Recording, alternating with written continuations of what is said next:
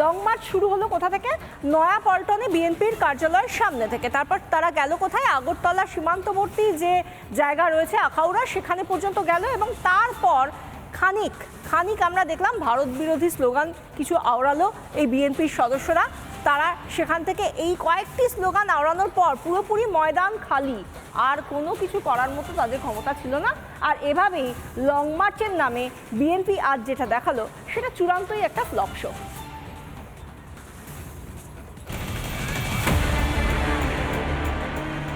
যে দলের প্রধান একসময় দুর্নীতির অভিযোগে জেলে ছিলেন, সেই দলই বড় বড় কথা বলে লং মার্চে লোক হাসালো।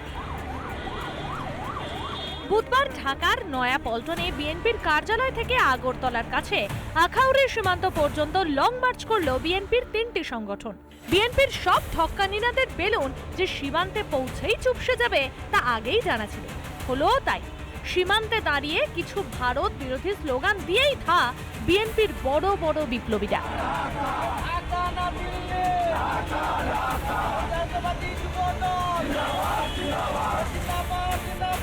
শেখ হাসিনাকে তাদের আপনজন হবে।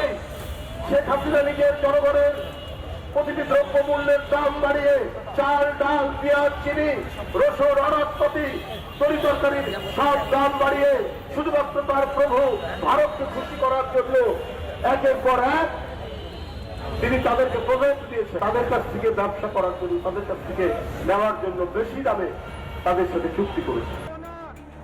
ভারত না দিলে হয়তো খেতেও পাবে না বাংলাদেশের মানুষ, আর তারাই এখন কলকাতা, উত্তর পূর্ব ভারত দখলের দিবা স্বপ্নে বিভোর। উনি দিল্লির কাছে, ওনাদের বিএনপির নেতাকে দিল্লির কাছে আত্মসমর্পণ করতে হবে না। যে পিন্ডির কথা বলছেন সেই পিন্ডিরই 90,000 সেনা দিল্লির কাছে আত্মসমর্পণ করেছে। ভারতবর্ষ সহনশীল দেশ, আমরা মানবাধিকারের কথা বলে হিন্দু নির্যাতন বন্ধ করার কথা বলছি। যদি সোজা লাইনে হাঁটে ভারতবর্ষ যে সম্পর্কের মধ্যে যে মেঘ জমেছে সেই মেঘ কাটাবে, যদি না কাটায় তাহলে মেঘ থেকে বজ্রপাত কিভাবে করতে হয় তাও ভারতবর্ষে জানাচ্ছে। বিএনপির এই ফাঁকা আস্ফালন বিশ্বজুড়েই হাসির খোরাক হয়েছে। বাংলাদেশে হিন্দুদের উপর অত্যাচার নিয়ে কোনো কথা নেই। ইউনুসপন্থীদের কাছে ইসকন জঙ্গি সংগঠন, আর জামাত সেবামূলক প্রতিষ্ঠান। স্বৈরাচারেরও একটা সীমা থাকা উচিত। রিপাবলিক বাংলা।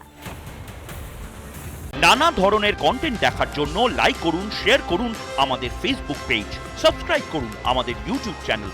পাশাপাশি অন্যান্য ব্রেকিং নিউজের জন্য অবশ্যই চোখ রাখুন রিপাবলিক বাংলায়।